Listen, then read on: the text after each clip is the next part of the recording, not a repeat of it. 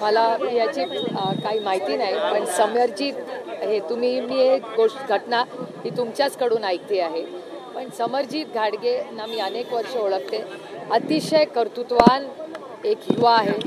खूप संघर्ष त्यांनी आयुष्यात केलेला आहे आणि अर्थातच जर ते महाराष्ट्राच्यासाठी काही करू पाहत असतील तर एखादा युवा काहीतरी चांगलं करू पाहत असेल तर त्याचं आपण सगळ्यांनी स्वागत केलंच पाहिजे. दुसरं म्हणजे हर्षवर्धन पाटलांसाठी सुद्धा चाचपणी सुरू आहे आपल्या पक्षाकडून इंदापूर विधानसभेसाठी.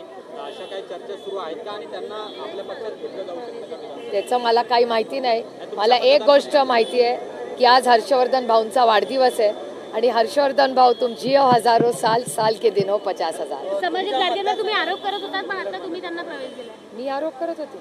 मी समरजीत घाडगेवर मी आरोप करत होते? डेटा दाखवा, मग उत्तर दे. एक कराडचा प्रश्न आहे. आई चॅरिटेबल ट्रस्ट म्हणून एक आश्रम आहे. आई चॅरिटेबल ट्रस्ट म्हणून एक तिथं आश्रम आहे कराडमध्ये.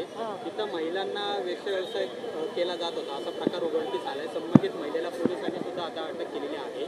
शंभूराज देसाई यांच्याच मतदारसंघात. प्रॉब्लेम असा आहे की या राज्यात तुम्हाला बघितलं असेल की महिलांच्या विरोधात क्राईम हा वाढलेला आपण दिसतो. तुम्हाला माहिती आहे की मी समजू शकते की देवेंद्रजींना खूप वेळा दिल्लीला जावं लागतं कारण दिल्लीच महाराष्ट्र चालवते. पण तुम्हाला एक गोष्ट माहिती आहे की या राज्यामध्ये मिनिस्टर ऑफ स्टेटच नाही आहे. गृह राज्यमंत्री या राज्यालाच नाही आहे. 2.5 वर्ष झालं त्यांचं सरकार आहे. या राज्याला म्हणजे देवेंद्रजी जेव्हा दिल्लीला जातात वारंवार त्यांना दिल्लीला जावं लागतं. मी समजू शकते कारण का शेवटी राज्य जर दिल्लीवरनंच चालत असेल तर त्यांना जाणं भाग आहे.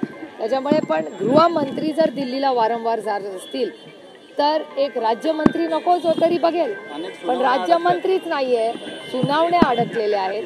त्याच्यामुळे मंत्रालय खरं तर हे ठप्प झालेलं आपल्याला दिसतंय आणि दुर्दैव आहे त्याच्यात भरडला जाते या राज्यातली महिला जी स्वाभिमानी आहे.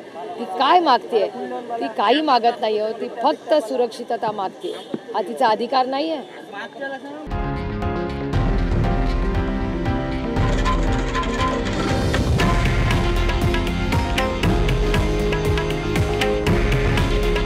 हे आहे देशातील नंबर 1 न्यूज नेटवर्क आणि आपण पाहत आहात TV9 मराठी.